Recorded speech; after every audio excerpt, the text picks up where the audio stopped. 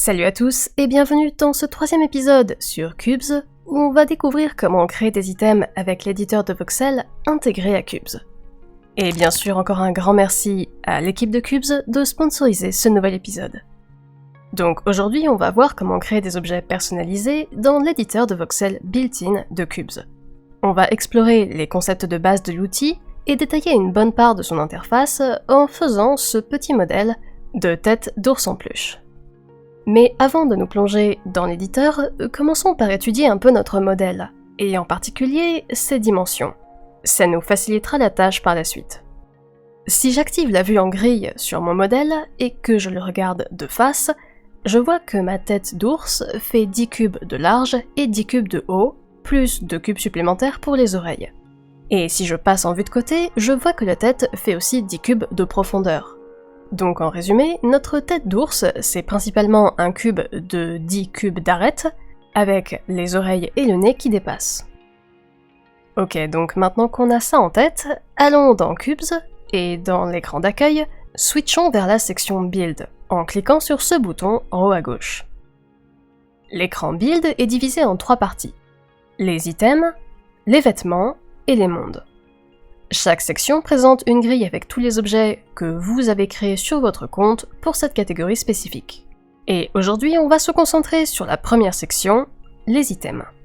Donc allons cliquer sur le bouton New en bas à droite du panneau, et ça nous amène à un autre pop-up où on doit choisir le nom de notre objet. Il est essentiel de se souvenir que, comme rappelé ici, on ne peut pas rechanger le nom des items après leur création. Ça c'est parce qu'en gros, comme les items sont publics et accessibles aux autres créateurs, vos objets Cubes sont peut-être utilisés dans un jeu que vous ou un autre membre de la commune Cubes a créé, et donc le lien à l'item doit toujours rester intact. D'ailleurs, c'est aussi pour ça que vous ne pouvez pas supprimer d'item. Enfin bref, si on commence à taper le nom de notre item, on voit que ce nom de base est automatiquement préfixé avec notre nom d'utilisateur. C'est plutôt cool, parce que ça nous permet de facilement savoir qui a créé quel item, ça fait un système de protection basique similaire à un copyright, et ça permet à plusieurs créateurs de créer des items avec le même nom.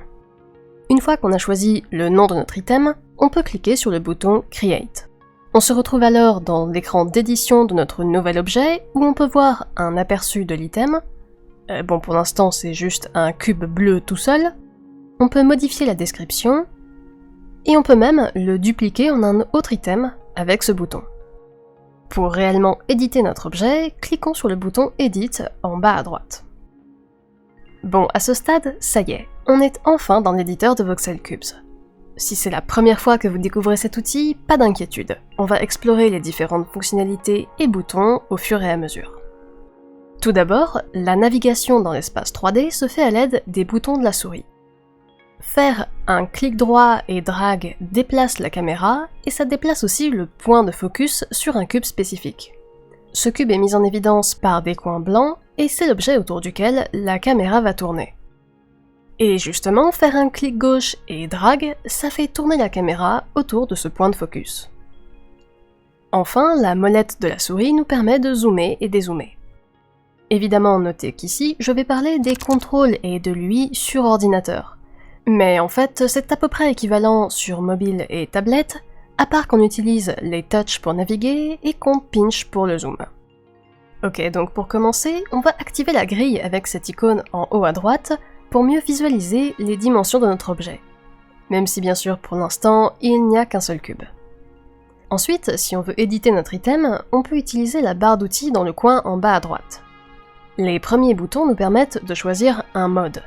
Soit on ajoute des cubes, soit on supprime des cubes, soit on peint des cubes avec notre couleur actuelle. Par exemple, pour l'instant, vous voyez que j'ai du marron comme couleur, et que je suis en mode addition. Donc si je clique sur une des faces du cube déjà présent dans mon modèle, j'ajoute un nouveau cube marron à côté de lui. Si je passe en mode suppression et que je reclique sur ce nouveau cube marron, je peux le retirer du modèle. Et si je clique sur le premier cube en mode Paint, il devient marron à son tour. Bien sûr, je peux aussi cliquer dans la palette elle-même pour changer ma couleur actuelle, et ensuite recliquer pour rechanger la couleur de mon cube. Donc disons que ça, c'est la couleur de base de notre ours en peluche, et voyons comment créer notre tête cubique de 10 par 10 par 10.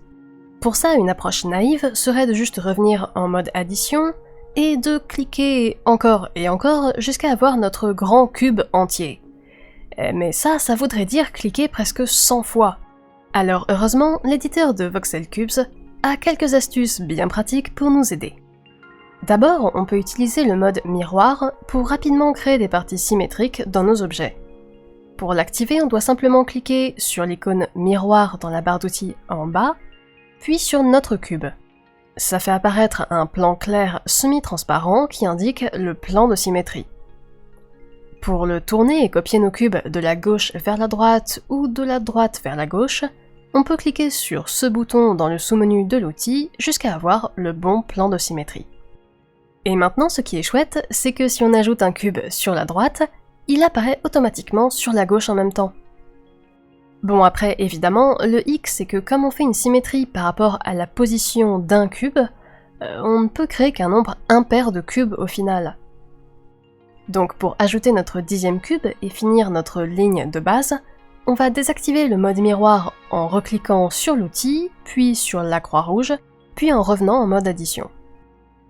Ok, bon, ça c'est très cool, mais maintenant, comment est-ce qu'on peut facilement transformer cette ligne de 10 cubes en une grille de 10 par 10 pour faire la base de notre modèle? Encore une fois, bonne nouvelle, il y a une ruse pour ça. Pour l'instant, si on regarde nos options dans le coin supérieur droit, on voit qu'on est dans le mode 1 cube. Autrement dit, quand on ajoute, supprime ou repeint un cube, il n'y en a qu'un qui change à la fois. Mais si on passe en mode face en cliquant sur cette autre icône, alors dès qu'on ajoute, supprime ou repeint un cube, l'éditeur applique en fait notre opération sur tous les cubes connectés de la même couleur. Et on peut donc aisément extruder tout un bloc de 10 cubes à partir de notre ligne avec un seul clic.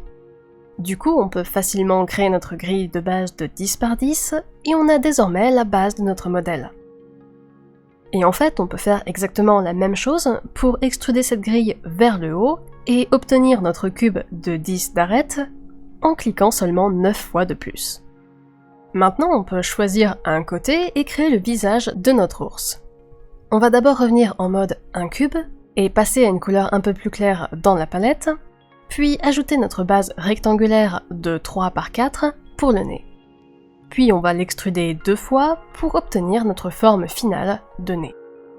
On peut ensuite passer en mode Paint, choisir du noir dans la palette et changer les 2 cubes du haut du nez. De la même façon, on peut utiliser l'outil Paint pour faire les yeux de notre ours, avec du noir pour la forme globale et ensuite du blanc pour la petite étincelle. Pour les oreilles, le processus est à peu près identique.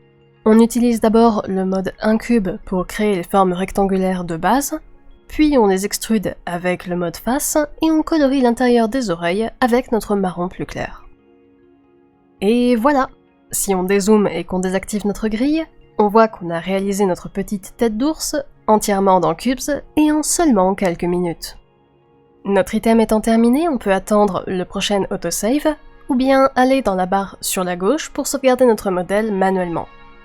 Et ensuite, il nous suffit de revenir dans le menu principal, et on voit que l'aperçu a été mis à jour, donc notre modèle de tête d'ours en peluche peut maintenant être importé dans n'importe quel jeu Cubes. Au passage, petit bonus, un truc très cool avec la palette de couleurs de Cubes, c'est qu'on peut même baisser le niveau d'opacité, aussi appelé alpha, pour ajouter des blocs semi-transparents à notre item.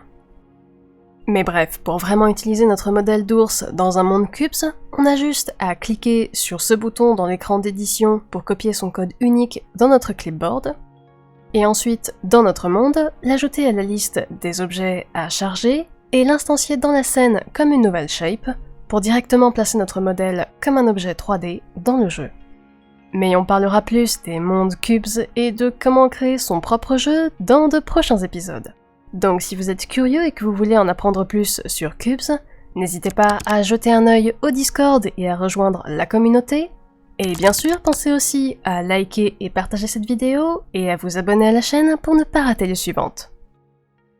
Comme d'habitude, prenez soin de vous et à bientôt.